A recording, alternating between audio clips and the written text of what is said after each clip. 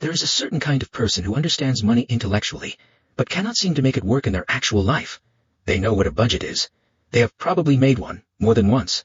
They understand, in the abstract, that spending less than you earn is the foundation of financial stability. They have read the articles, watched the videos, maybe even downloaded the app that was supposed to finally make everything click, and yet something keeps not clicking. The month ends, and the numbers do not look the way they were supposed to look. The savings account stays thin. The feeling of being one unexpected expense away from real trouble never fully goes away. And the most disorienting part is that this person is not reckless. They are not careless. They are not someone who does not care about money. They care enormously. And somehow that caring does not seem to translate into the outcomes that caring is supposed to produce. If that description landed somewhere close to home, the first thing worth understanding is that you are not failing at something simple. The story that financial culture tells that money problems are fundamentally discipline problems, that the gap between where you are and where you want to be is a gap in willpower, or knowledge, or effort. That story is not just incomplete.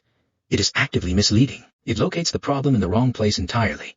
It looks at the surface behavior and calls it the cause, when the surface behavior is almost always the effect of something much older, much quieter, and much more specific to the architecture of how you learn to relate to money in the first place. Because here's what rarely gets said clearly enough.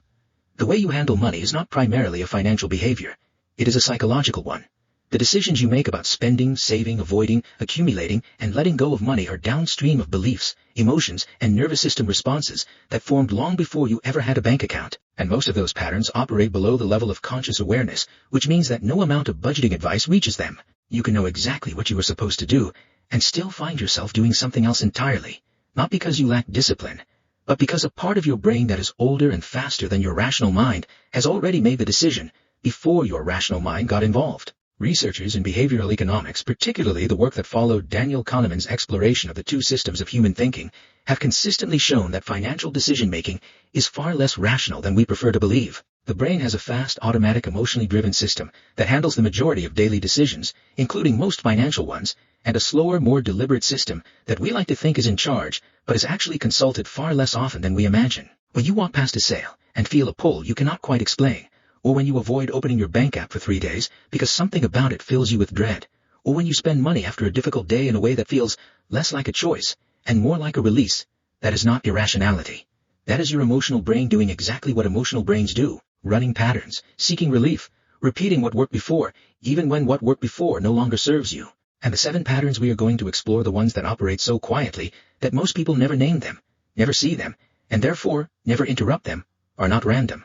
They cluster around specific psychological themes, around safety and scarcity, around identity and worthiness, around the stories you absorbed about what money means, who deserves it, and what having it or not having it says about you as a person. These are not character flaws dressed up in psychological language. They are adaptive responses. They made sense in the context where they formed, and understanding that context is the only thing that actually changes them. The first trap is what behavioral scientists call present bias, and it is so deeply wired into human neurology that even people who understand it intellectually are not immune to it. Present bias is the tendency to assign disproportionately more value to what is available right now than to what is available later, even when the later option is objectively better. Brain imaging studies have shown that when people contemplate future rewards, the prefrontal cortex activates the rational planning part of the brain. But when an immediate reward is on the table, the limbic system lights up the emotional pleasure-seeking part, and the limbic system is older, faster, and in most circumstances, louder. This is why the version of you that sets a savings goal on Sunday is a genuinely different neurological state than the version of you standing in a store on Thursday, feeling the pull of something immediate and tangible. It is not inconsistency of character. It is the predictable result of 2 different brain systems operating in 2 different contexts. The second trap runs deeper and is harder to see because it hides inside what feels like wisdom. It is called scarcity mindset, and the Princeton psychologist Eldar Shafir and his colleague Senthil Mullainathan spent years documenting how it works. When a person lives with the chronic experience of not having enough, not necessarily poverty, but the persistent psychological experience of financial tightness, it creates a cognitive tunnel. The mind narrows its focus onto the immediate scarcity, and in doing so, crowds out the bandwidth available for longer-term thinking. You become extraordinarily good at solving the immediate financial problem in front of you, and simultaneously less capable of seeing around corners, planning ahead, or making the kind of patient, strategic decisions that build stability over time. And the cruelest part of this trap is that the mental tax of scarcity, the cognitive load of constantly managing tightness, is itself part of what perpetuates the tightness. The stress of not having enough makes it harder to think in the ways that would help you have more. It is not a cycle born of weakness. It is a cycle born of a nervous system doing exactly what nervous systems do under sustained pressure. The third trap is one that almost nobody names in financial conversations, and it may be the most emotionally loaded of all 7. It is the relationship between money and identity, specifically the unconscious belief that your financial situation is a direct reflection of your worth as a person. This belief does not announce itself. It operates quietly in the background, shaping decisions in ways that are almost invisible until you know to look for them.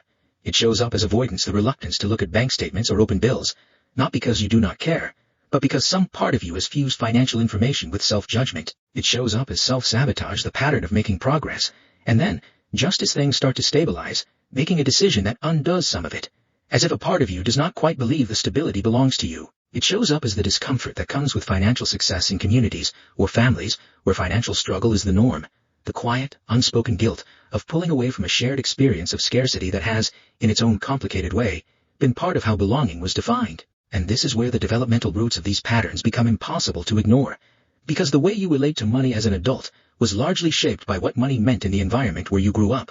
Not just whether there was enough of it, though, that matters enormously, but what the people around you communicated about it, consciously and unconsciously. Whether money was a source of tension or security, whether it was talked about openly or treated as a shameful secret, whether the adults around you handled financial stress with agency and calm or with fear and helplessness, whether you were given any experience of financial competence of earning, managing, making decisions, or whether money was simply something that happened to the adults and had nothing to do with you until suddenly it had everything to do with you. The fourth trap is the one most people ignore, not because it is obscure or complicated, but because it is so thoroughly woven into the fabric of daily life that it stopped being visible a long time ago.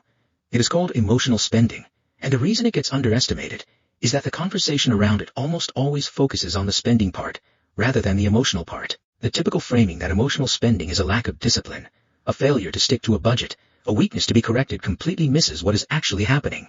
Because emotional spending is not primarily a financial behavior, it is a regulation behavior. It is what happens when a person has learned, through repetition and reinforcement, that acquiring something provides a reliable and immediate shift in emotional state, a temporary but real relief from stress, a brief but genuine sense of control in a moment that feels uncontrollable, a small but tangible experience of pleasure in a day that has offered very little of it. Neuroscience is unambiguous about this.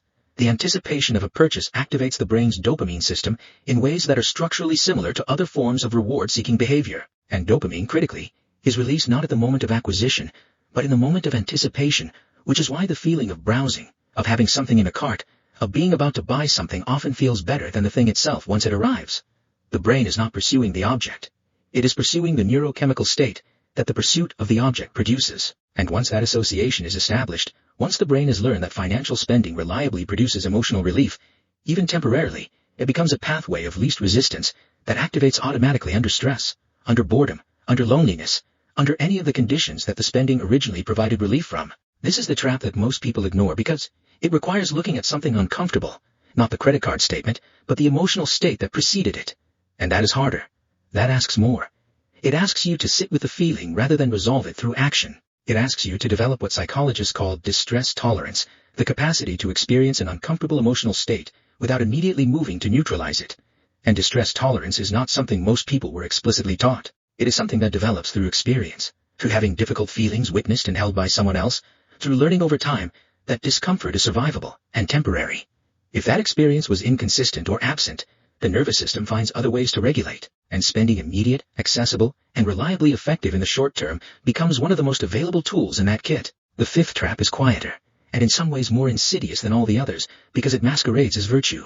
It is called financial avoidance, and it looks, from the outside, like disorganization or irresponsibility. But underneath that surface, it is almost always something else entirely. It is anxiety management. The person who does not open bank statements, who does not check their balance before a purchase, who lets bills sit unopened on a counter for days, is not indifferent to their financial situation. They are often acutely, painfully aware of it in a general way. What they are avoiding is not the information itself, but the specific, concrete, numerical confrontation with reality that their nervous system has learned to associate with threat. Because for many people, financial information does not arrive in the brain as neutral data. It arrives as judgment, as evidence, as confirmation of a story about themselves that they are not ready to sit with. And the avoidance, as counterproductive as it is a genuine attempt to protect themselves from that experience. The sixth trap is one that lives in the space between you and the people around you, and it is perhaps the most socially complex of all 7. Researchers call it social comparison spending, but the lived experience of it is simpler and more familiar than that academic label suggests. It is the quiet, persistent pressure to maintain a visible standard of living that signals belonging, competence, and stability to the people whose perception of you matters. It is the car that is slightly more than you needed. The vacation posted on social media that stretched the credit card in ways that took months to recover from. The clothes, the restaurant, the neighborhood, the phone, the ongoing exhausting performance of financial wellness in environments where financial struggle carries social cost. And the reason this trap is so powerful is that it is not vanity driving it. It is something much more fundamental. It is the primal need to belong, to not be seen as less than, to protect the social standing that for most of human history was directly tied to survival. The seventh trap is the one that closes the circle, and it is the one that makes all the others so difficult to escape without awareness. It is called financial learned helplessness, and it grows from a very specific kind of repeated experience, the experience of trying and having the trying not seem to matter, of making a budget and watching it fall apart, of saving, and then watching an unexpected expense erase the saving, of doing the right things and still not getting the right outcomes, often enough and for long enough that a quiet but devastating conclusion starts to form somewhere beneath conscious thought that effort and outcome are not reliably connected when it comes to money, that the gap between where you are and where you want to be is not something your actions can close, that the system is not designed for someone like you, and so the trying gradually becomes less wholehearted, the plans become less committed, the hope becomes more guarded, not because you stopped caring, but because caring and not seeing results is one of the most psychologically costly experiences a person can sustain. Martin Seligman's original research on learned helplessness conducted decades ago, but as relevant as ever, showed that when organisms are repeatedly exposed to outcomes that feel uncontrollable, they stop trying to control them, even when control later becomes available. They have learned, at a level deeper than cognition, that their actions do not change their situation, and the financial version of this is everywhere, largely invisible, and almost never addressed in conversations about personal finance that focus exclusively on strategy and behavior, without ever asking what the emotional history behind the behavior actually is. Now, here's the layer that makes all of this worth sitting with, rather than simply cataloging. Every single one of these 7 traps has a shadow side that contains something real and worth preserving. The person caught in present bias is someone who knows how to be alive in the present moment in a way that purely future-focused people often cannot. The person in scarcity mindset has developed a resourcefulness and a sensitivity to waste that people who have never experienced tightness simply do not possess. The person who spends emotionally has a rich and responsive emotional life that, channeled differently, is one of the most connecting and creative forces available to a human being. The person who avoids financial confrontation is often protecting something tender and real, a sense of self that deserves to be protected, even if the method of protection is costing them. These are not flaws with silver linings. They are adaptations with costs. And the distinction matters enormously, because you cannot work with something you are ashamed of. You can only work with something you understand, which means that the path forward, and there is always a path forward, regardless of where you are starting from, does not begin with a new budget, or a new app, or a new set of financial rules to follow. It begins with something quieter and more foundational. It begins with honest, compassionate curiosity about what money has meant in your life, what it represented in the home where you grew up, what emotions it reliably triggers now, what story about yourself it seems to confirm when things go wrong, because that story, that quiet, often unexamined narrative running underneath every financial decision you make, is the thing that either holds all the other traps in place, or, when you finally see it clearly, begins to loosen them. You are not bad with money. You are a person with a history, and your history shaped a set of responses that made complete sense in the context where they formed. The nervous system that learned to seek relief through spending was not being foolish. It was being resourceful with the tools it had. The mind that learned to avoid financial information was not being irresponsible. It was protecting something that felt genuinely fragile, and the part of you that sometimes wonders whether trying even matters, that part is not broken or defeated. It is exhausted, and exhausted is something you can recover from when you finally understand what has been making things so hard. If something in what we explored today felt less like new information and more like recognition, like hearing something named that you have quietly known for a long time, then there is likely more in that direction worth exploring. The financial patterns we carry are connected to broader patterns about safety, worthiness, and belonging that show up in more areas of life than just money. And understanding those connections, one quiet layer at a time, is some of the most genuinely useful work a person can do. That exploration is worth continuing.